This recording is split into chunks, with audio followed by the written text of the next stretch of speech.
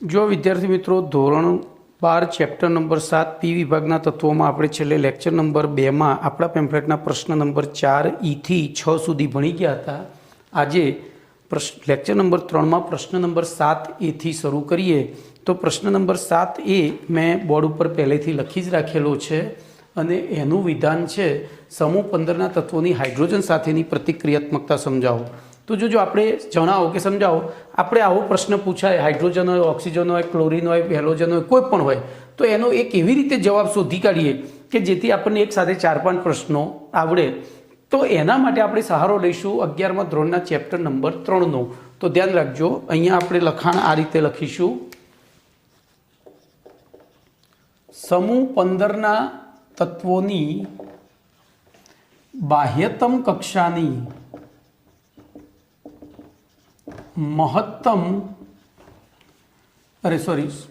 સામાન્ય કક્ષાની સામાન્ય ઇલેક્ટ્રોન રચના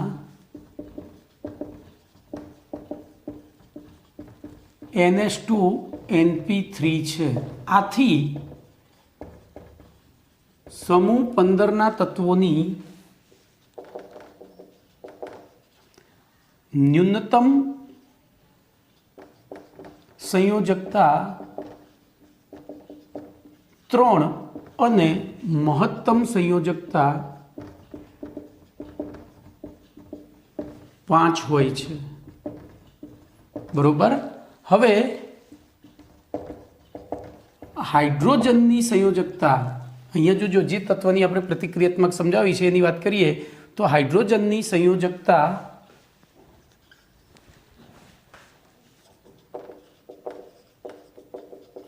1 હોવાથી સમૂહ 15ના તત્વો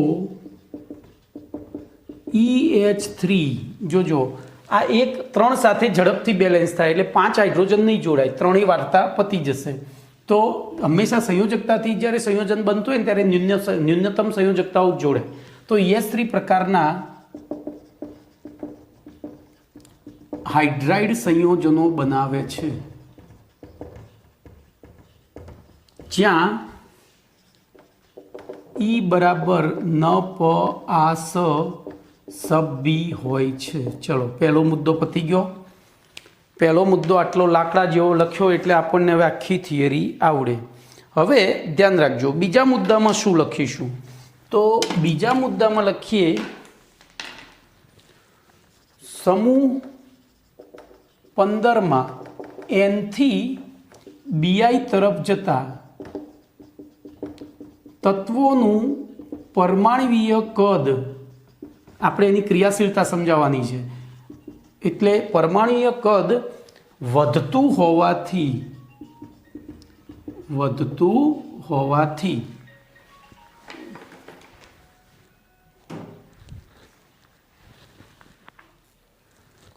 બોલો, સમૂહ 15માં નાઇટ્રોજનથી બિસ્મથ તરફ જતા તત્વોનું પરમાણ્વીય કદ વધતું હોવાથી EH બંધની બંધ લંબાઈ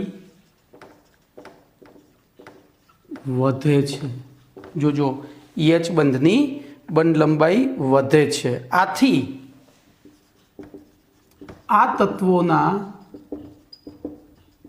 હાઇડ્રાઇડ બરોબર સંયોજનોની ઉષ્મીય સ્થિરતા, બોલો શું થાય? તો બંધ લાંબો બને તો સહેલાઈથી તૂટે, તો ઉષ્મીય સ્થિરતા ઘટે છે. બરોબર, ઉષ્મીય સ્થિરતા ઘટે છે.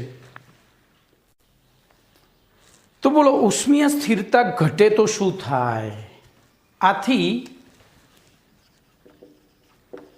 આ સમૂહમાં N થી Bi તરફ જતા H મુક્ત કરવાની વૃત્તિ વધે છે.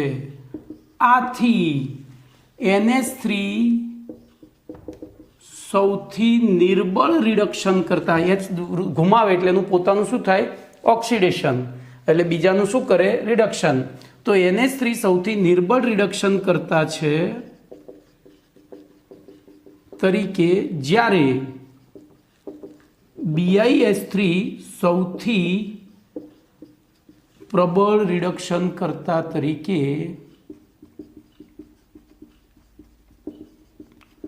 વર્તે છે. બોલો કમ્પ્લીટ.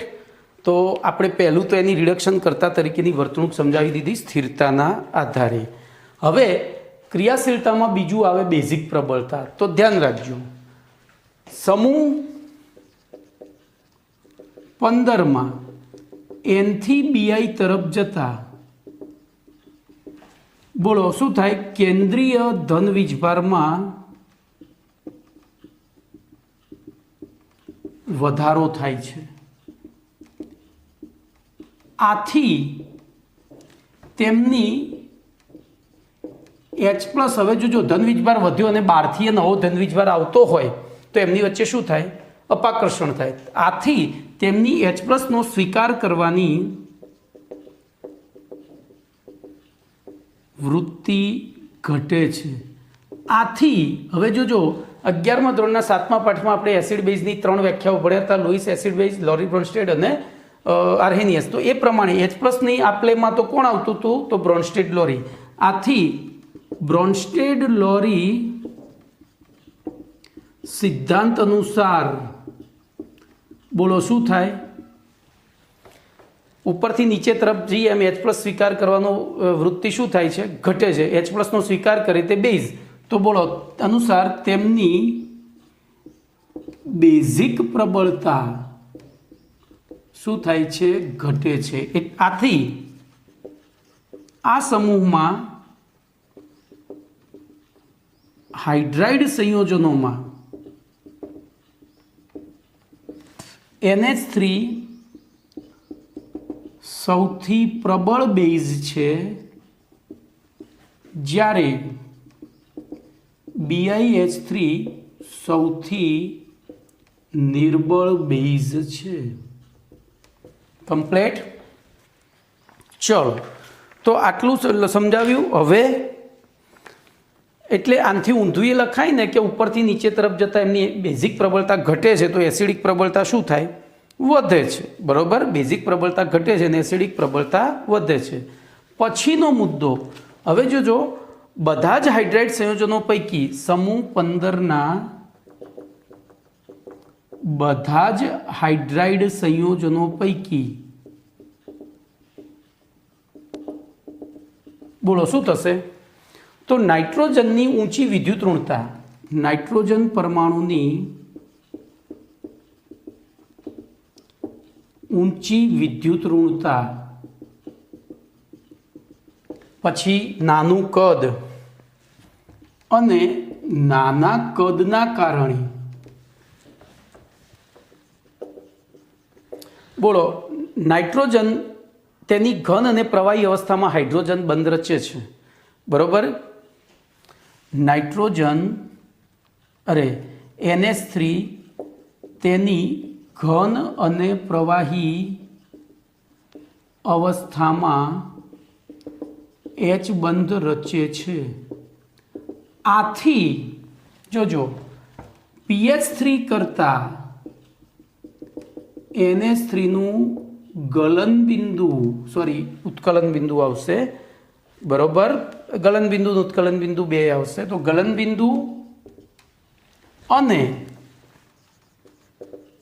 ઉત્કલન બિંદુ ઊંચા હોય છે. બસ આટલું તમારે લખવાનું છે આ પ્રશ્નમાં. આ 4 મુદ્દા સરસ રીતે લખી દેવાના છે. ઓકે, ચલો એના પછી હું પ્રશ્ન અહીંયા 7B લખીશ. જોજો, પહેલો પરિચય તો આનો આ જ લખી નાખવાનો. બરોબર, તો પ્રશ્ન 7B. ચલો 7Bમાં આપણને પ્રશ્ન કયો છે? સમૂહ 15ના તત્વોના ઓક્સિજન. અહીંયા 3 પ્રશ્નો ભેગા છે. ઓક્સિજન, હેલોજન અને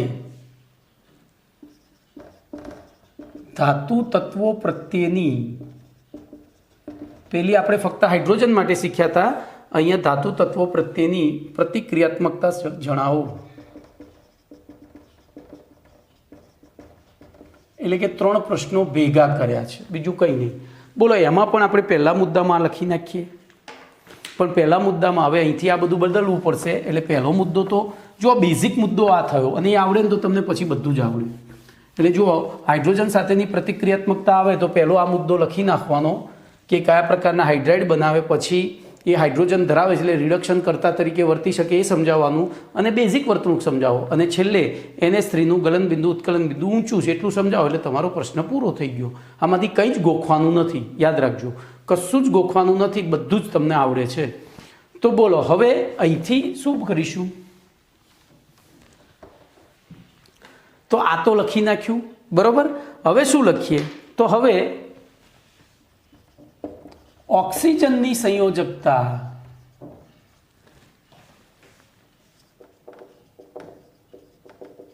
બે હોવાથી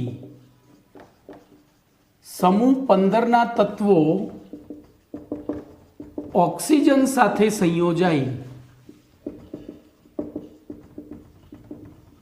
બોલો શું કરશે? તો ધ્યાન રાખજો, 2 અને 3 ને સરખા કરવા છે, 2 અને 5 ને સરખા કરવા છે. એવી રીતે તત્વો જોડાય. અહીંયા દાખલા તરીકે હું અહીંયા ઈ લઈ લઉં તો ઈની સંયોજકતા 2 છે અને ઈની સંયોજકતા 3 છે, એટલે હું અહીંયા ઉપર 3 લખીશ, અને ઓની 2 છે.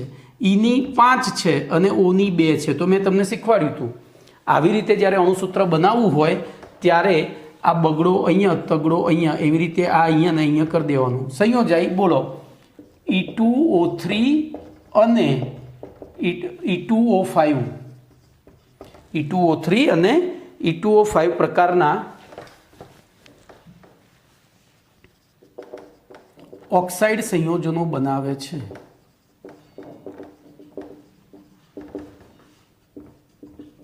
જ્યાં બોલો E બરાબર NPASSB અને BI હોય છે. કમ્પ્લીટ. ચલો હવે બીજો મુદ્દો. અહીંયા 2 પ્રકારના ઓક્સાઇડ બન્યા એટલે આપણે એની તુલના કરવી પડે. હવે જો હું મુખ્ય મુદ્દો લખું છું, હવે કોઈ પણ ઓક્સાઇડ સંયોજનમાં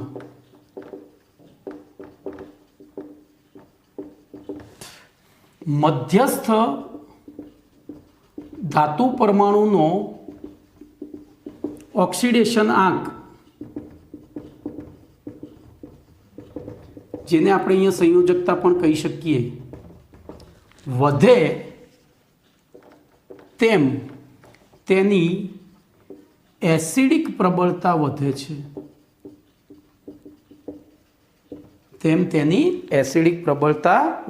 છે. તો બોલો અહીંયા શું થશે? આથી અહીં સમૂહ 15ના તત્વોના E2O3 પ્રકારના ઓક્સાઇડ કરતા E2O5 પ્રકારના ઓક્સાઇડ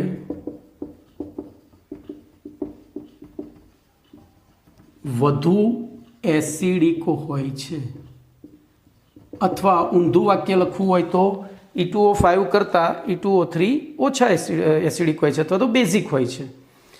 હવે ધ્યાન રાખજો, આ સમૂહ 15માં ઉપરથી નીચે એની જગ્યાએ N થી BI તરફ જતા, બોલો શું થશે?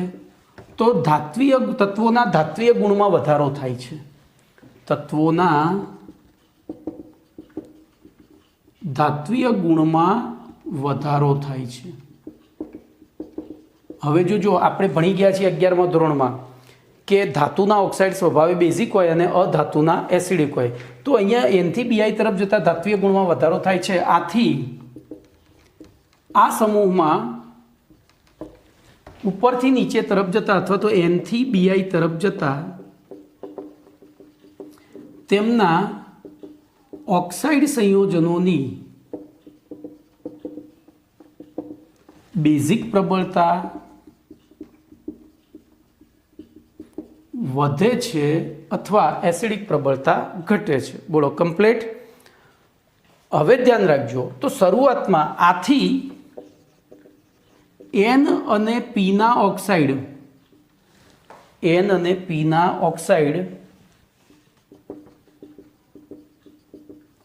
સ્વભાવે એસિડિક. કેમ? તો પહેલી 2 અધાતુઓ છે. પછી AS અને SBના ઓક્સાઇડ સ્વભાવે ઉભય ગુણધર્મી અને જ્યારે BIના ઓક્સાઇડ સ્વભાવે એસિડ અરે બેઝિક હોય છે. બોલો કમ્પ્લેટ આપણે એમનો બેઝિક સ્વભાવ સમજાવી દીધો કમ્પ્લેટ. તો આ તમારા ઓક્સાઇડ પૂરા થઈ ગયા, એ ઓક્સિજન સાથેના સંયોજનો પૂરા થયા, એટલે પહેલો ભાગ પૂરો થયો. હવે બીજો ભાગ લઈએ. બોલો બીજા ભાગમાં શું કરીશું? તો પહેલું વાક્ય તો એનું એ જ. બોલો જો હું તમને એ રીતે શીખવાડું છું ને કે તમારે કશું જ ગોખવું ના પડે અને આ પાઠમાંથી એક પણ માર્ક્સ ના જાય, બરાબર. હા, આ પાઠમાં જે પ્રક્રિયાઓ આવે છે એ પ્રક્રિયાઓ તમારે ગોખવી પડશે, બાકી હું બીજું સમજૂતી કોઈ ગોખવા નહીં દઉં. પછી તમે ગોખો તો એ 2 નંબરની વસ્તુ છે. જોઈએ બોલો હેલોજન તો અહીંયા લખીએ. હવે હેલોજનની બોલો સંયોજકતા કેટલી હોય? હેલોજનની સંયોજકતા કેટલી હોય? તો સંયોજકતા +1 અને 7 છે. ધ્યાન રાખજો. કેમ? તો એની બાહ્યતમ કક્ષામાં 7 ઇલેક્ટ્રોન હોય, તો 1 અને 7 હોય છે. પરંતુ સમૂહ 15ના તત્વો કરતાં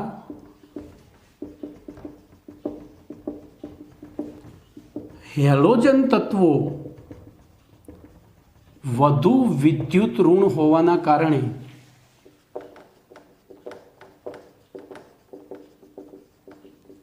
તે મુખ્યત્વે એટલે કે હેલોજન મુખ્યત્વે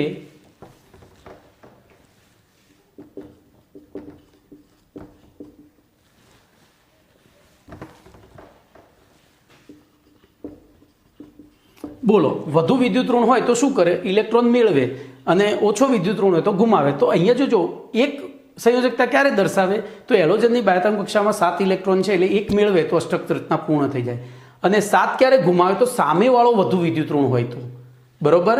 તો અહીંયા આપણે તે મુખ્યત્વે એક સંયોજકતાવાળા ધરાવતા હેલોજન મુખ્યત્વે અહીંયા મારે લખવાનું રહ્યું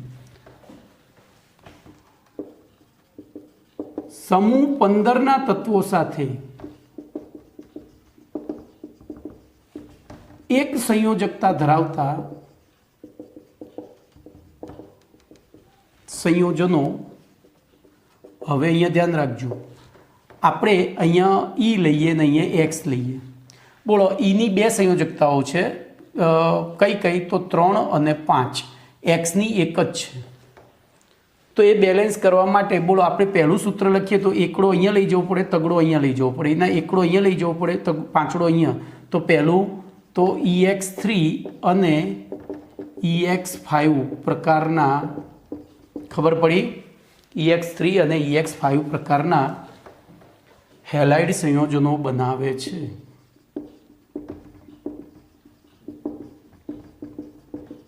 જ્યાં E બરાબર નપાસ સબી.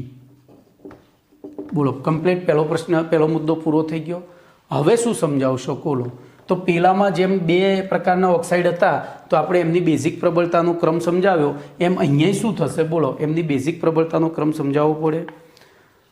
તો અહીં ફઝાનના નિયમ અનુસાર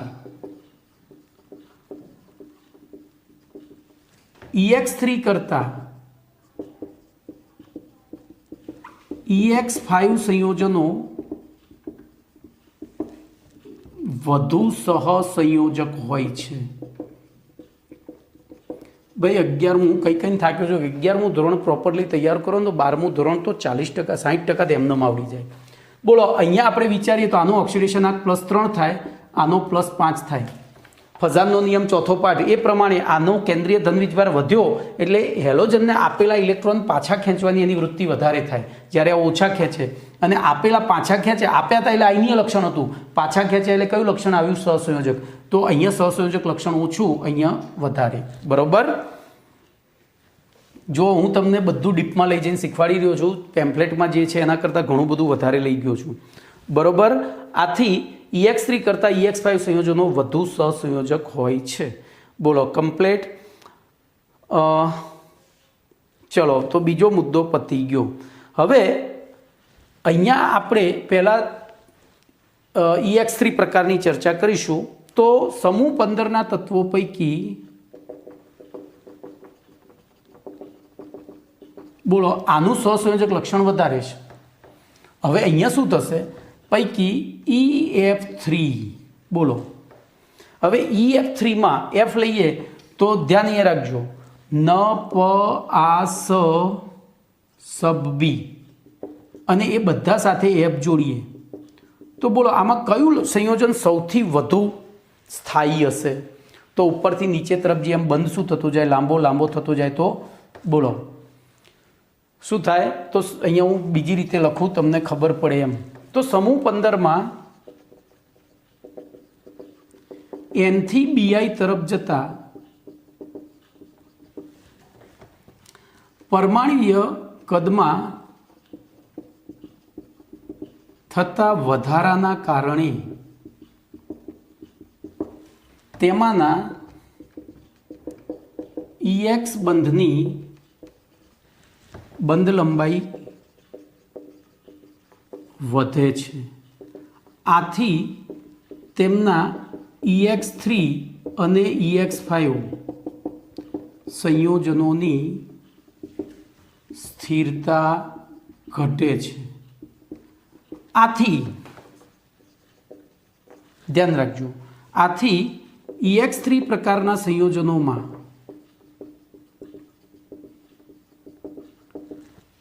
NF3 સૌથી વધુ સ્થાયી સંયોજન છે. બરોબર. NF3 સૌથી વધુ સ્થાયી સંયોજન છે. કેમ? તો હેલોજનમાં પાછા ફૂલ કલી બહાર આવી છે, એમાં ફૂલ કલી બહાર આવી તરફ જઈએ એમ શું થાય? બંધ લાંબો થતો જાય. બરોબર. ક્લિયર? તો NF3 સૌથી વધુ સ્થાયી. ભાઈ આ બધું વિચારો ને તો જીનિક આવડી જાય એમનેમ. તો સૌથી વધુ સ્થાયી સંયોજન છે. હવે N પરમાણુની સંયોજકતા કક્ષામાં ડી કક્ષકની ગેરહાજરીના કારણે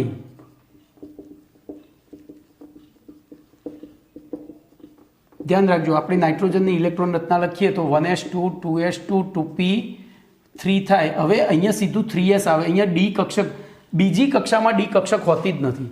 એના કારણે હવે જો એને સંકરણ કરવું હોય તો મહત્તમ કયું સંકરણ કરી શકે? sp3. અને sp3 સંકરણના કારણે તે મહત્તમ 4 સહસંયોજકતા દર્શાવે છે. આથી નાઇટ્રોજનના EX5 પ્રકારના હેલાઇડ સંયોજનો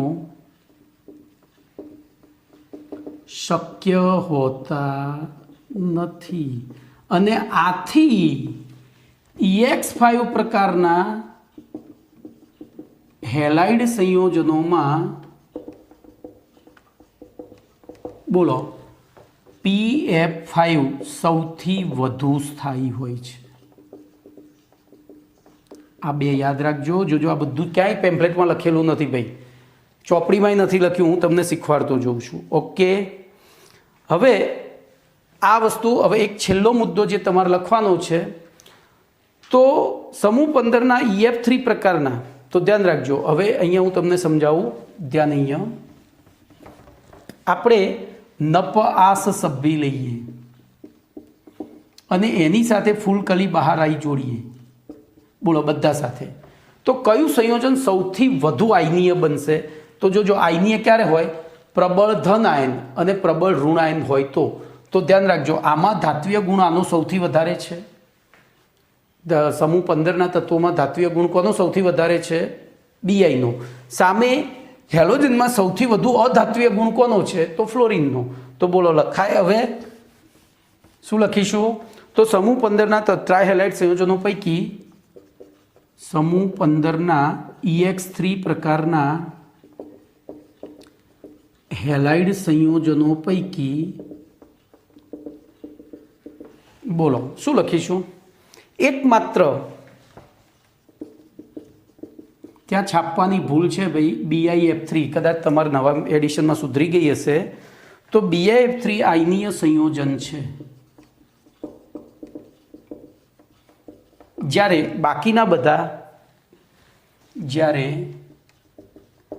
બાકીના EX3 સંયોજનો સ્વભાવે સહસંયોજક છે. કમ્પ્લેટ. તો આટલું આમાં લખવાનું છે ભાઈ. આમાં એસિડિક બેઝિક પ્રબળતા કેમ ના લખીએ આપણે? તો ધ્યાન રાખજો, હેલોજન શબ્દનો અર્થ જ થાય ક્ષાર ઉપજાવનારું, એટલે અહીંયા એસિડિક બેઝિક સ્વભાવ આવે નહીં, એ ક્ષારમાં જતા રહે. હેલોજનનો અર્થ જ થાય ક્ષાર ઉપજાવનારું. ઓકે, ચલો એના પછી તો હજુ ધાતુ તત્વો પ્રત્યેની પ્રતિક્રિયાત્મકતા. તો બોલો ધાતુ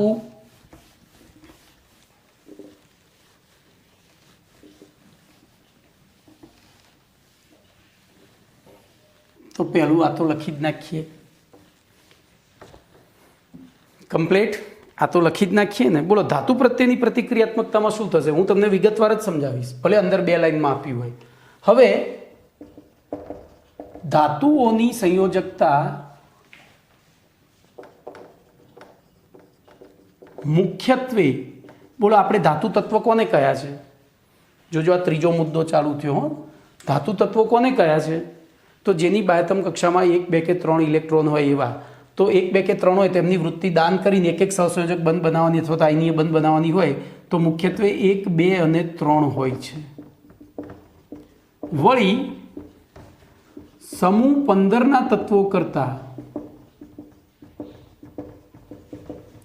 ધાતુ તત્વોની વિદ્યુત ઋણતા ઓછી હોવાથી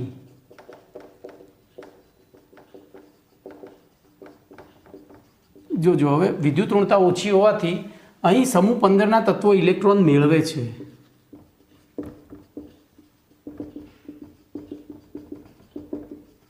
ધાતુ પાસેથી ઇલેક્ટ્રોન મેળવે છે.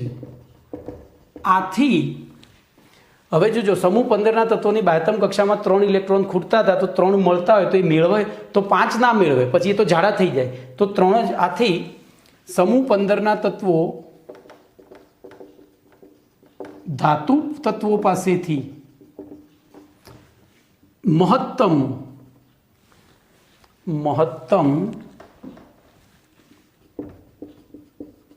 3 ઇલેક્ટ્રોન મેળવીને, હવે જોજો આપણી પાસે ધાતુઓ 3 પ્રકારની છે. અનુક્રમે બોલો કયા પ્રકારના? તો અનુક્રમે જોઈએ તો અહીંયા 3 મેળવે એટલે 3 ધાતુ આવી, તો EM3 પહેલું, એમ એટલે મેટલ. પછી બીજું તો 2 અને 2 અહીંથી ધ્યાન રાખજો, આની સંયોજકતા 2 છે, એમની 1 હોય, એમની 2 હોય ને એમની 3 હોય. તો એવી પરિસ્થિતિમાં કયા થાય? તો 1 વાળું હોય તો સીધું તો જોડાઈ ગયું, સોરી આની આપણે આ તો 3 જ રાખવાની છે. તો 1 વાળું જોડાય એટલે EM3 બને, કારણ કે આ તગડો અહીંયા આવી જાય. બોલો આ 2 વાળું જોડાય એટલે શું થાય? E2M3 થાય. અને 3 વાળું જોડાય ત્યારે પાછું EM બને. શું બને? EM. તો આથી EM3 પછી E2M3 અને EM પ્રકારના સંયોજનો બનાવે છે, જ્યાં E એટલે નપઆસ સભ્યી અને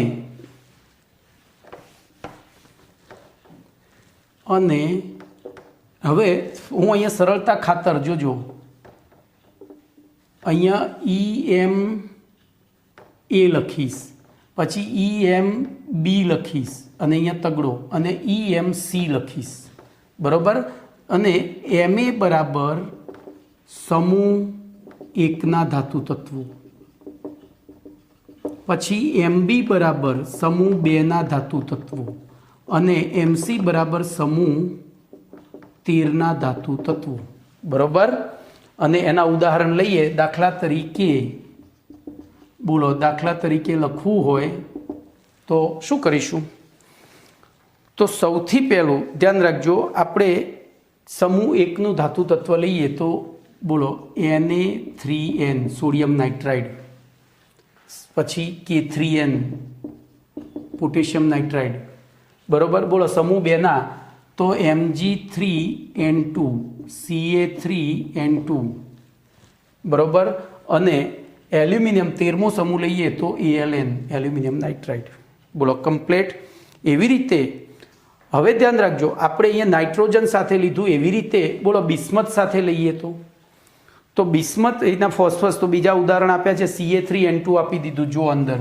એવી રીતે Ca3P2 પણ થાય, Ca3P2, બરાબર. પછી Na3As થશે, જોજો Na3N આપ્યું છે એના Na3As સોડિયમ આર્સેનાઇડ કહેવાય એને. એવી રીતે ઝિંક બિસ્મુથાઇટ અરે એન્ટીમોનેટ એટલે Zn3Sb તો Zn3Sb2. હવે જોજો અહીંયા આ પણ એની +2 ઓક્સિડેશન અવસ્થા છે, એટલે 2 સંયોજકતાવાળા હોય તો અહીંયા લખીશું સમૂહ 1 2ની જગ્યાએ 1 સંયોજકતા ધરાવતા ધાતુ તત્વો, એમ 1 સંયોજકતા ધરાવતા ધાતુ તત્વો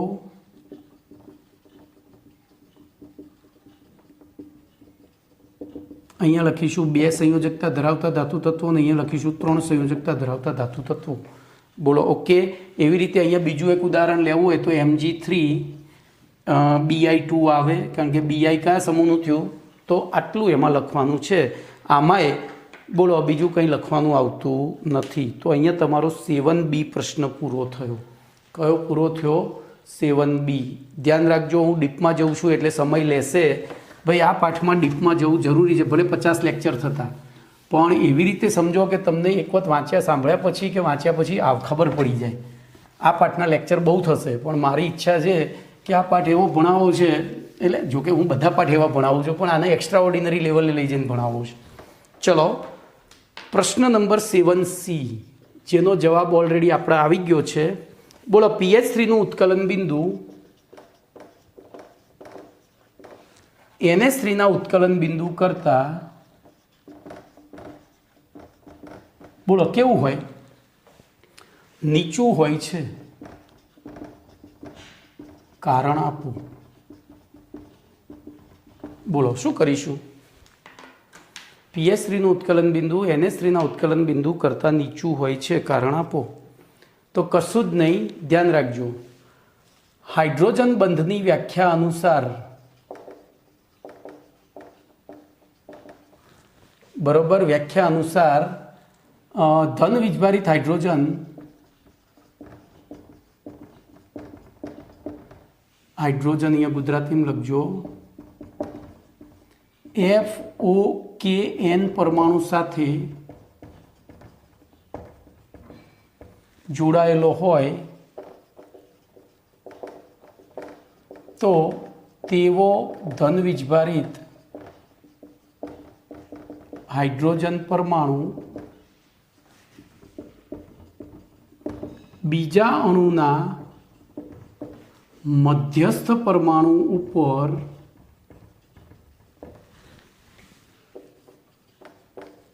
આવેલા અબંધકારક ઇલેક્ટ્રોન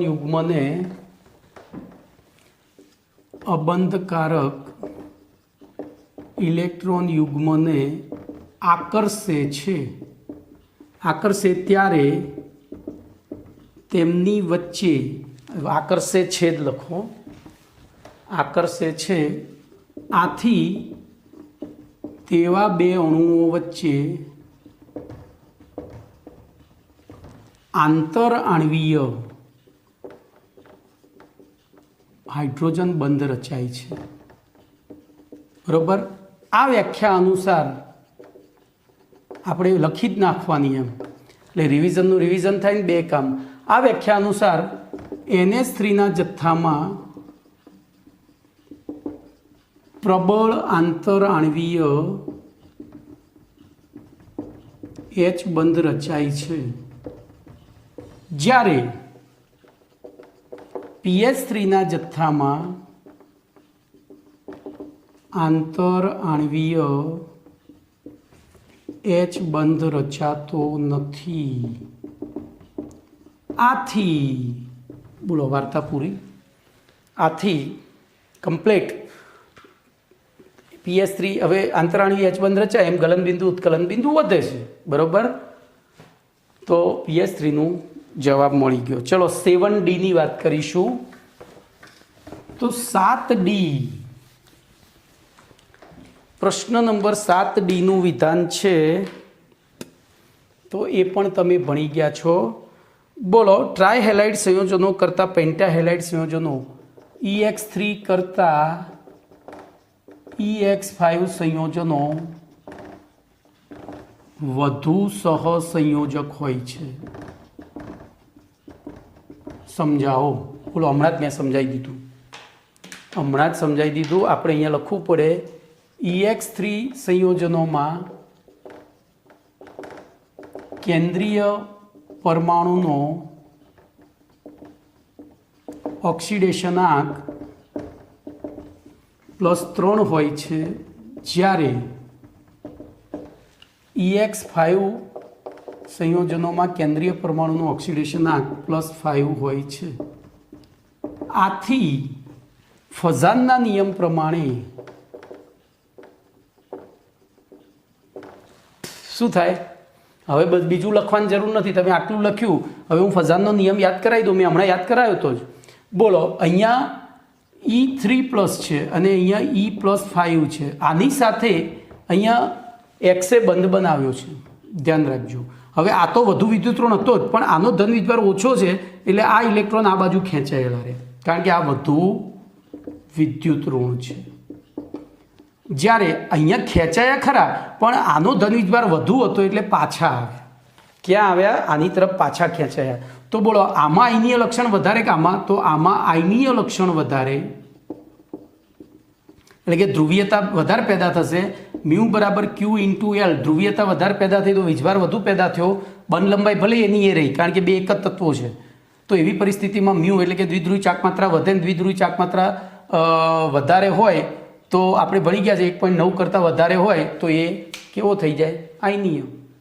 1.9 કરતાં વધારે હોય તો આયનીય. તો અહીંયા 1.9 કરતાં વધારે થશે, જ્યારે અહીંયા 1.9 કરતાં ઓછો, તો આ થશે સહસંયોજક. તો હવે લખી શકાય, આથી ફઝાનના નિયમ પ્રમાણે EX3 કરતાં EX5 સંયોજનો વધુ સહસંયોજક હોય છે, અથવા EX5 કરતાં EX3 સંયોજનો વધુ આયનીય હોય છે. બરોબર, આવું શોર્ટ એન્ડ સ્વીટ લખતા શીખજો. ચલો, એના પછી પ્રશ્ન નંબર 7E. તો 7Eમાં બોલો, સમૂહ 15ના તત્વો પૈકી BiS3 શા માટે સૌથી વધુ પ્રબળ રિડક્શન કરતા છે? તો આપણે ભણી ગયા છીએ. સમૂહ 15માં ઉપરથી નીચે એટલે કે નાઇટ્રોજનથી બિસ્મથ તરફ જતા એમના પરમાણુય કદ વધે તો EH બંધ લંબાઈ શું થતી જાય? વધતી જાય. જો ન પ આ સ સબ બી. બોલો, આની સાથે H જોડાય તો ક્રમશઃ શું થાય? Hનું કદ એટલું ને એટલું છે. Hનું કદ નથી મોટું થતું, પણ આમના કદ મોટા થતા જાય. જો, અને એના કારણે આ બંધ લંબાઈ વધે તો બંધની સ્થિરતા ઘટે, બંધ સહેલાઈથી તૂટે, અને એના કારણે BiS3 સરળતાથી હાઇડ્રોજનનું દાન કરી શકે. હાઇડ્રોજનનું દાન કરે તો એનું પોતાનું શું થાય? રિડક્શન, અને તેથી તે ઓક્સિડેશન, અને તેથી તે રિડક્શન કરતા તરીકે વર્તી શકે. આથી તે પ્રબળ રિડક્શન કરતા તરીકે વર્તે છે. ચલો, એના પછી SQ છે, એટલે હવે સમૂહ 15ના તત્વોની આયનીકરણ એન્થાલ્પીનો ક્રમ તો આપણે 11મા ધોરણના 3જા પાઠમાં ભણી ગયા હતા. બોલો, સમૂહ છે, સમૂહમાં ઉપરથી નીચે તરફ જેમ આયનીકરણ એન્થાલ્પી શું થાય? ઘટતી જાય. તો અહીંયા નપાસ સભ્ય તરફ જઈએ એમ આયનીકરણ એન્થાલ્પી ઘટતી જાય છે. એવી રીતે સહસંયોજક લક્ષણ વલણનો ક્રમ તો બટ ઓબ્વિયસ હાલ ભણી ગયા. બોલો, બંધ જેટલા ઉપરથી નીચે તરફ જઈએ છીએ એમ કેન્દ્રીય ધન વીજભાર વધતો જાય તો સહસંયોજક લક્ષણ વધતું જાય. કમ્પ્લીટ. તો એમાં પણ નપ આ સભ્ય તરફ જતા એમના સંયોજકતા કોષના સહસંયોજક લક્ષણ વલણનો ક્રમ વધતો જાય છે. કેન્દ્રીય ધન વીજભાર વધે એમ ફઝાનના નિયમ પ્રમાણે લખેલું જ છે બોર્ડ ઉપર. ચલો, એના પછી સમૂહ 15ના ES3 સંયોજનોના ઉત્કલન બિંદુનો ક્રમ તો હાલ ભણી ગયા. બોલો ઉત્કલન બિંદુનો આધાર શેની ઉપર છે? આંતરાણુય આકર્ષણ બળ ઉપર. અહીંયા જેમ અણુ મોટો થતો જાય એમ શું થતું જશે? તો બોલો અહીંયા સૌથી ઊંચું ઉત્કલન બિંદુ હશે BIS3નું. અણુ આંતરાણુય આકર્ષણ બળમાં એટલું હાઇડ્રોજન બંધ નથી. હાઇડ્રોજન બંધ તો અહીંયા બધામાં રચાય છે, બરોબર? એટલે સોરી NH3માં જ રચાય છે, બધામાં નથી રચાતો. તો આપણે ત્યાં વાન્ડરવાલ્સ આકર્ષણ લેવું પડે. અને વાન્ડરવાલ્સ આકર્ષણને અસર કરતા પરિબળો હતા સેન્ડ. અને સેન્ડ પ્રમાણે shape, area, number of electrons અને ડિસ્ટન્સ બિટવીન ટુ મોલેક્યુલ. તો એ પ્રમાણે જેમ અણુ મોટો થયો એમ સંપર્ક સપાટીનું ક્ષેત્રફળ વધ્યું તો આંતરાણુય આકર્ષણ વધે. અને એના કારણે ધ્યાન રાખજો, અહીંયા હું લખીશ કારણ કે આ લખવાથી યાદ રહેશે. તો કાયદેસર એમના ઉત્કલન બિંદુનો ક્રમ, બોલો ઉબીનો ક્રમ શું હોવો જોઈએ? તો BIS3 ગ્રેટર દેન, આપણે ઊંધું લખવું, આપણે ઊંધું લખીએ એટલે મને સરળતા પડે, બરોબર? તો NH3, PH3, ASH3, SBH3 અને BIH3 હોવો જોઈએ પણ હોતો નથી. કેમ? તો અહીંયા પાછો H બંધ રચાય છે. તો એ ક્રમ આવો થઈ જાય, PH3 સૌથી ઓછું, ASH3 એનથી વધુ, NH3 વચ્ચે જતો રહે બધાયની. શું થઈ જાય? બોલો યાદ રહી ગયો? એમના ગલન બિંદુ અરે ઉત્કલન બિંદુનો ક્રમ યાદ રહી ગયો? NH3 બંનેની વચ્ચે અહીંથી ઘૂસીને અહીંયા વચ્ચે જતો રહે છે. ઓકે, ચલો એના પછી ગલન બિંદુનો ક્રમ. તો ગલન બિંદુમાં ધ્યાન રાખજો, તો ત્યાં NH3માં બે ફાયદા થશે. શું ફાયદા થશે? તો ગલન બિંદુનો આધાર શેની ઉપર છે? આંતરાણુય આકર્ષણ તો ખરું જ, એની સાથે સાથે અવસ્થા ઉપર પણ છે.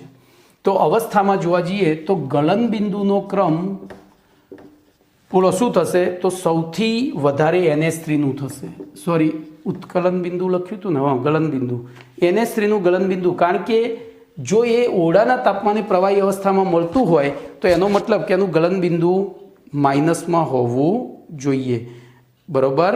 માઇનસમાં હોવું જોઈએ. ઓકે, તો એ વસ્તુ ખાસ યાદ રાખજો.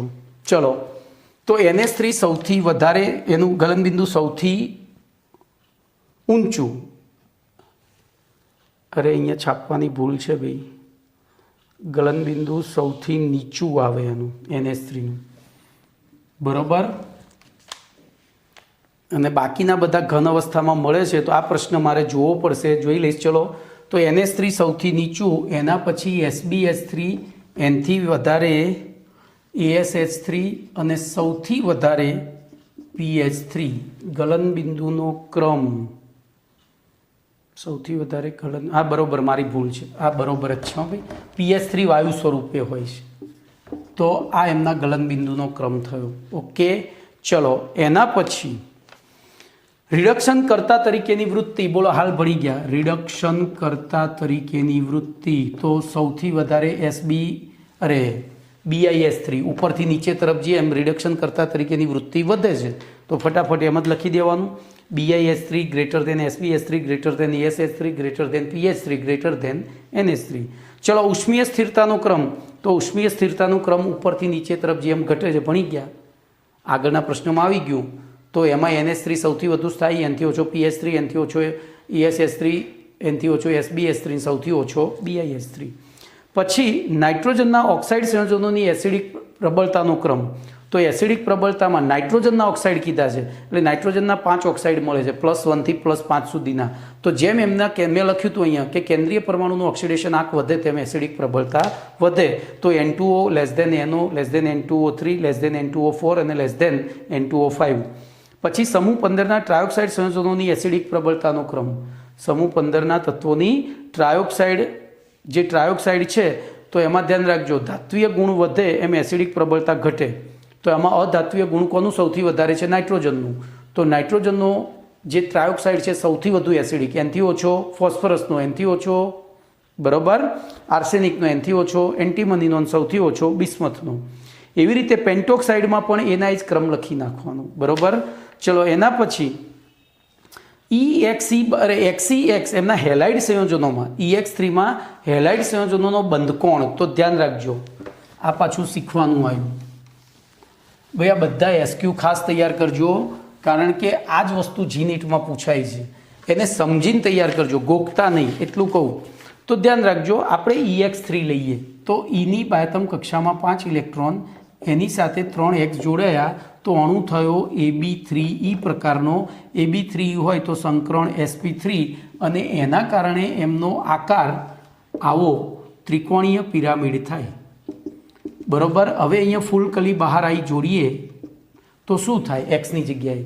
તો જો ફ્લોરિન સૌથી નાનો, અને ફ્લોરિન નાનો હોય તો શું થાય? અહીંયા 2 ફ્લોરિન વચ્ચેનું અપાકર્ષણ કેવું? ઓછું. પછી 2 ક્લોરિનમાં એનથી વધુ, બ્રોમિનમાં એનથી વધુ, આયોડિનમાં એનથી વધુ. એના કારણે EX3માં બોલો શું થશે? એક્સ તરીકે ફ્લોરિનથી આયોડિન તરફ જતા, એટલે કે અહીંયા ફ્લોરિનથી આયોડિન તરફ જતા એમના XEX બંધકોણનું મૂલ્ય શું થાય? બોલો, વધે છે. શું થાય? વધે છે. આ મોટો થતો ગયો, એમાં દૂર જતા ગયા. કમ્પ્લીટ. ચલો, એના પછી ECl3 સંયોજનોની જળ વિભાજન અનુભવવાની વૃત્તિનો ક્રમ. તો ધ્યાન રાખજો, અહીંયા જેટલો બંધ નાનો એટલું જળ વિભાજન મુશ્કેલીથી થાય. આયનીય સંયોજન હોય તો જળ વિભાજન ઝડપથી થાય, સહસંયોજકનું જળ વિભાજન મુશ્કેલીથી થાય. તો બોલો, આપણને ખબર છે NCl3, પછી PCl3, પછી ASSCl3, SbCl3 અને BiCl3. બોલો, આમાં કોનું જળ વિભાજન સરળતાથી થશે? કોનું થશે કહો? તો ઉપરથી નીચે તરફ જઈએ, આમ બંધ ટૂંકો છે, આ લાંબો છે, અને લાંબો છે તો સરળતાથી થાય. તો આમાં ઉપરથી નીચે તરફ જતા એટલે કે SbCl3, અહીંયા BI આપ્યું નથી, SbCl3નું સૌથી સરળતાથી થાય, એનથી મુશ્કેલીથી. બોલો, એનથી મુશ્કેલી SbCl3, પહેલું BI જ આપેલું છે, પછી Sb, પછી ASCl, P અને NCl3. ભાઈ પ્રશ્ન જોવામાં મારે ઊંચું નીચું થાય. એવી રીતે એસિડિક પ્રબળતાનો ક્રમ. તો બોલો, એસિડિક પ્રબળતામાં શું થાય?